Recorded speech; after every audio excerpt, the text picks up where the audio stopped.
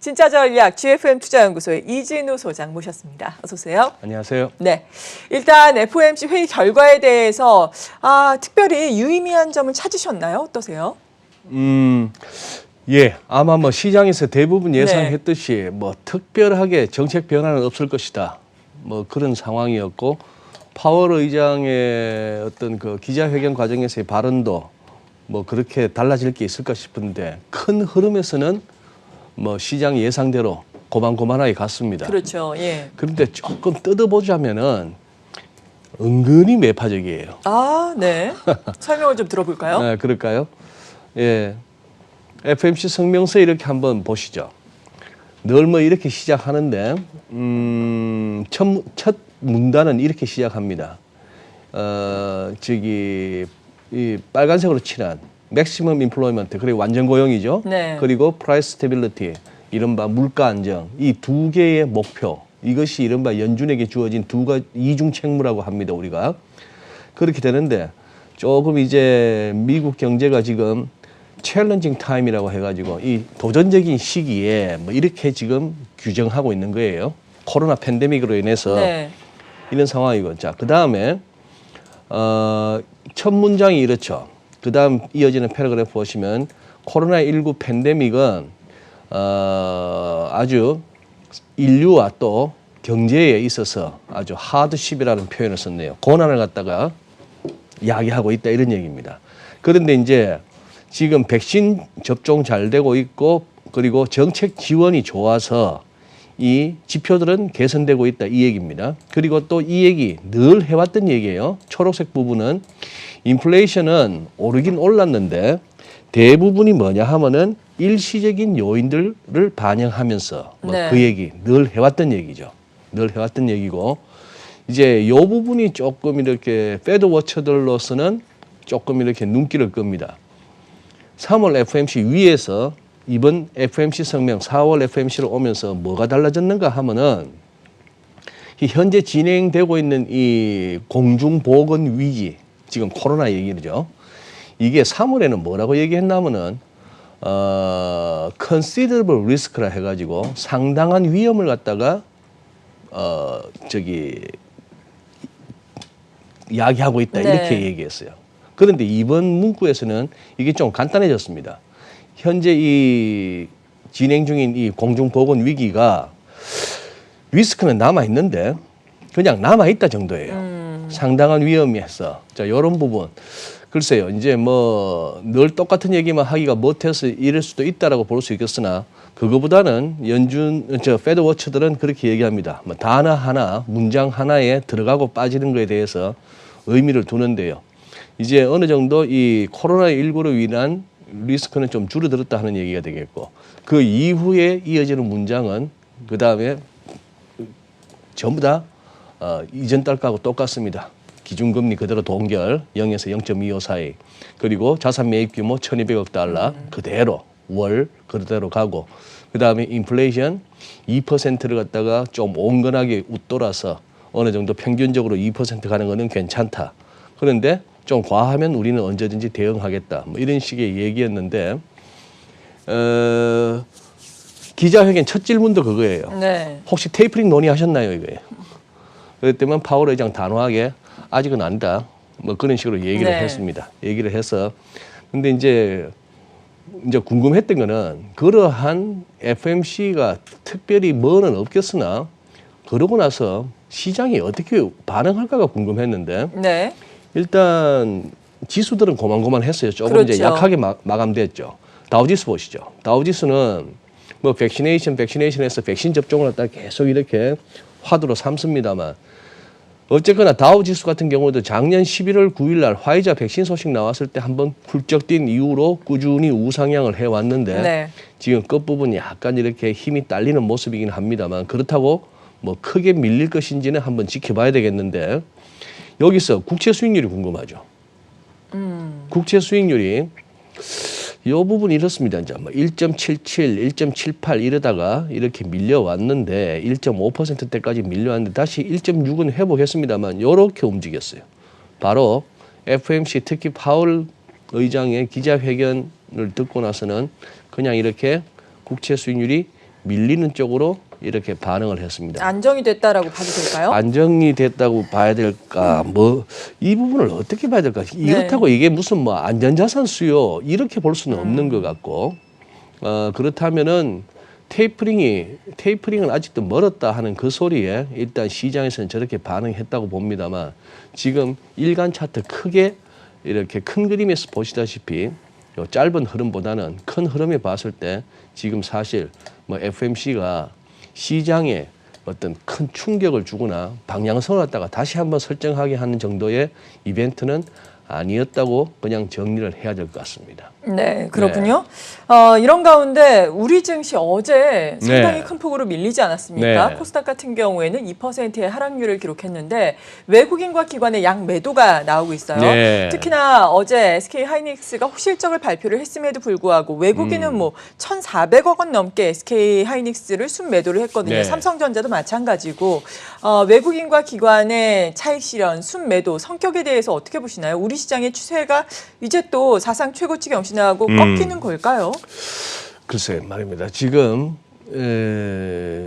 이제 궁금한 거는 네. 최근 들어서 이제 미국 증시나 중국 증시하고 하루하루 똑같이 가지는 않죠. 그렇죠. 약간 그렇게 무조건 미국이나 아니면 10시 반쯤에 열리는 중국 증시 보고 같은 방향으로 가지는 않는 좀 동떨어진 모습 보이고 있고 그다음에 또 한 가지 분명한 거는 실적 좋다고 좋은 실적이 발표된다고 해서 주가가 오르지는 않더라는 그러게요. 얘기입니다. 우리 뭐 LG화학도 그랬고 네. 지금 아까 소개하셨던 애플 같은 경우는 지금 이제 장외 거래에서도 오르기 시작하고 어제 너무 좋았고 그 중에 900억 달러에 달하는 자산 매입 900억이면 봅시다. 900억, 9천억, 9조, 90조. 우리 돈으로 상당하네요. 우리 돈으로 한 100, 네. 한 100조 원 가까운 그걸 갖다가 자사주 매입을 하겠다. 뭐 이런 식으로 나오니까 오를 수밖에 없는데 그렇죠. 여기도 보면은 마이크로소프트 어제 실적 좋았거든요. 맞아요. 그런데 그런데 이틀 연속 하락했어요. 빠져요. 네. 그다음에 반도체 관련주 중에서 텍사스 인스트루먼트 같은 거 네. 밤사이에 지금 4% 넘게 빠졌거든요. 얘도 실적 좋았어요. 예. 뭐 그런 식이라서 실적이 좋아서 꼭 가느냐 하는 부분은 그거 한데 지금 이제 또 페이스북도 이제 장 마감 후에 또 헐헐 날아갑니다. 뭐 한 6% 이상 올라가는데 네. 이것도 뭐 광고료가 대폭 올라서 실적 좋아질 거다 이런 식이라서 좀 이렇게 종목별로 좀 엇갈리는 모습을 보이는데 우리 코스피는 지금 참 묘합니다. 일간으로 보시면은 지금 당장 지금 저 보세요. 작년 10월 30일 날 저점끼리에서 시작한 나름대로의 추세선, 단기 추세선을 이거 혹시 물고 내려갈까 이제 걱정이 연건이 되는 거죠. 그런 상황인데 기술적으로는 두 가지 선이 보입니다. 두 가지 레벨이 보이는데 일간 일목균형표상의 이 까만색 선, 기준선 3097, 그러니까 3100이라고 보시면 되겠네요. 지금보다 한 80포인트 정도 아래. 아니면은 이거죠. 다들 조금 걱정하는 게 차트 좀 보시는 분들 중에는 야 여기서 이거 쌍봉이냐 이런 걱정을 하시는데 네. 쌍봉일까 아닐까의 여부는 2930포인트 지난번 이 저점이 지지되느냐 깨지느냐가 중요한데 이거 걱정하기보다는 지금 이제 요 한 3100 어라운드 지금의 요 100단위씩 가는 여기서 3200 오니까 좀 무거워 보이고 이번에도 3100 근처 가면은 또 매수가 들어올까 이게 이제 궁금해지는 상황입니다. 말씀하신 대로 이게 중요하잖아요. 수급 측면에서 금전 들어서 말이죠. 네. 지금 사는 쪽은 개인밖에 없다는 거죠. 그렇죠. 네, 43조에 가깝게 사고 있습니다. 코스피 그런데 여전히 이제 이런 생각은 드는 거죠. 네. 아직까지도 시장 일각에서 그리고 또 기술적으로는 야 이왕 이렇게 온 거 3,300 찍거나 생각하자 이겁니다. 네. 그러면 좋겠네요. 3,300 찍거나 시작하자 이런 얘기고 코스닥도 마찬가지. 지금 코스닥이 어제 제법 2% 넘게 제법 음봉이 크게 나왔습니다. 크게 나왔는데 기술적으로만 접근하자면은 이래요. 우선 위에 빨간색 점선 보시죠. 네. 저점끼리 연결했던 이 선을 갖다가 깨고 내려왔다가 반등은 나왔는데 이 선에 머리를 다하니까 또 돌파를 한 번 못했네요. 돌파를 못하는 상황. 예. 그렇다면 이제 지금부터는 뭐다? 이제 이 선 그다음 새로 만들어진 저점끼리 연결했던 이 선도 깨지느냐 하는 얘기입니다. 네.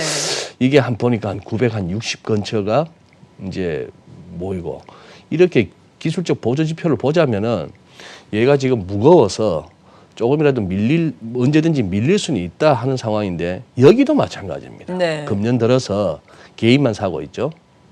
그런 상황이라서 오늘 이 생각도 해봅니다. 어떤 생각이요? 내가 외국이나 기관이라도 사고 싶어도 지금은 안 살 것 같아요. 고점이라서. 아니 고점이라서 예. 보담도 좀 빈정상하잖아요. 왜요? 아니 지금 막대기를 보세요. 예. 수급 상황을 보세요. 다시 금년 들어서도 네. 금년 들어서도 이렇게 뭐 어쨌거나 올라왔고 코스피도 이렇게 해서 금년 들어서 이렇게 쭉 올라왔는데 이걸 갖다가 지금 전부 그동안에 그들 입장에서는 제일 만만해 보이던 개인들이 주도해온 지수 네. 상승이고 주가 상승이란 말입니다. 이 상황에서 자기들도 사고 싶은데도 그냥 사기는 좀 못하지 않을까요? 이 좀 말도 안 되는 이상한 소리지만 그럼 어떻게 해서 사야 되나요? 이 친구들은 예. 좀 빠져야 사기일까요? 예. 조금 그럴 수 내려와야. 있죠. 맞아요. 네. 그래서 결국 이거 버팀목은 우리 개인인 네. 것밖에 없습니다. 작년부터 그렇게 책임을 져왔으니까 계속 우리 시장, 우리 개인들이 책임져야 되겠네요.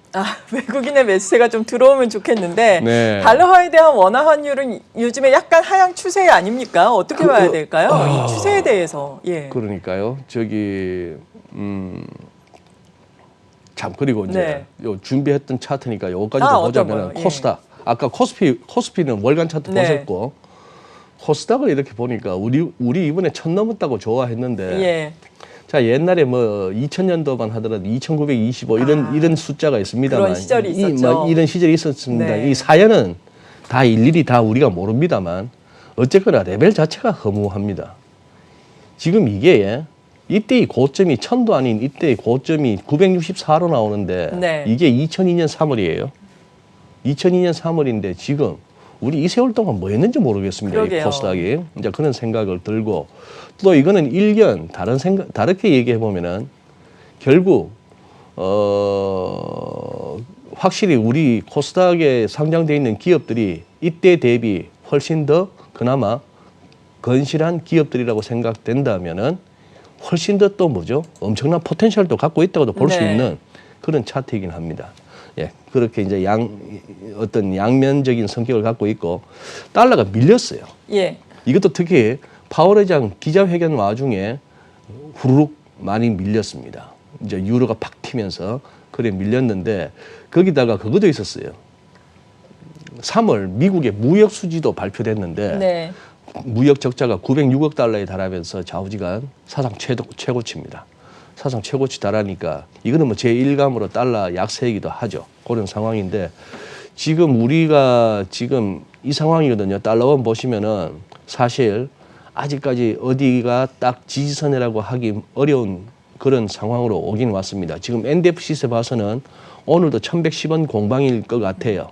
어제보다는 한 3원 정도 낮게 시작을 하겠습니다만 네.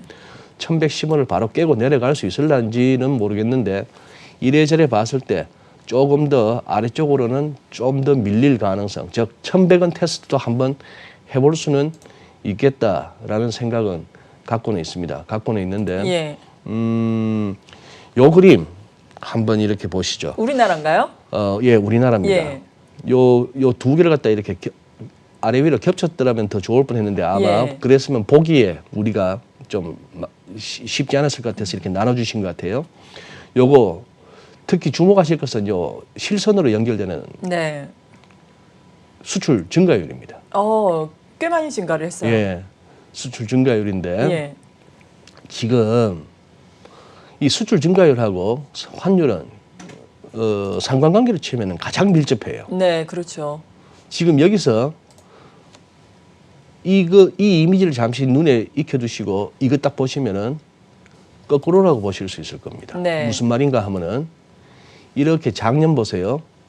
작년 1월까지 작년 들어서 1월, 2월 잠시 좋았다가 3월, 4월 이 무렵에 수출 증가율이 훅 떨어지잖아요. 네. 그때는 뭐다?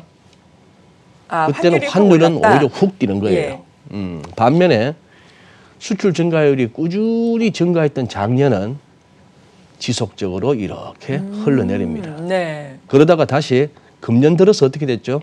1월, 2월 좀 이렇게 수출 증가율이 좀 고개를 숙이죠. 이 무렵에 보면은 우리 또 환율은 오히려 올랐습니다. 네. 네, 그러다가 이제 3월 접어들면서 또 이렇게 밀리는 게 정확하게 이 부분하고 연관성이 있는 거죠. 네. 그렇게 본다면은 예. 조금은 더 밀릴 가능성을 염두에 두셔야 되고 지금 이제 1110원 공방이라고 합니다만 1110원에서 멈출 것 같지는 않고요. 이게 1100원 내지는 조금 더 이렇게 멀리까지 본다면은 1080원까지도 열어는 두셔야 될 것 같습니다. 근데 그것이 외국인들의 주식시장으로 해서 매수세를 갖다가 유발시킨다라고 보기에는 뭐 약한가요? 좀 예, 외국인들이 그것을 이 한국에서의 달러원 환율이 그렇게 그리고 달러 인덱스로 표시되는 글로벌 달러 시세에 이르기까지도 추세적인 달러 약세에 대해서는 아직까지 그렇게 확신을 못한다는 그런 느낌을 갖고 있습니다. 네. 요거는 이제 뭐 딜러들의 트레이딩 관점에서 딜러들은 지금 숏 마인드가 충만해요. 대부분의 딜러들은 달러를 팔고 싶어 합니다. 예. 예, 그런 상황이라서 환율이 쉽게 오르지는 못하는 국면이다. 그렇다고 해서 그것이 곧 우리 국내에서의 외국인 매수세로 연결시키는 시각은 조금은 뭐 성급하다 이렇게 볼 수 있겠습니다. 지금 우리 뭐 증시 그런 것 같아요. 지금 뭐 여기서 쌍봉이라고 바로 단정하기도 어렵고요. 그렇죠. 예, 다만 이제 다소 매파적이었다고 했던 것 중에 하나는 기자회견 가운데에 파월 의장의 용어입니다. 자산 시장에 약간은 그 버블이 아닌 플러스라는 표현. 네. 그 포말이라 해야 되나?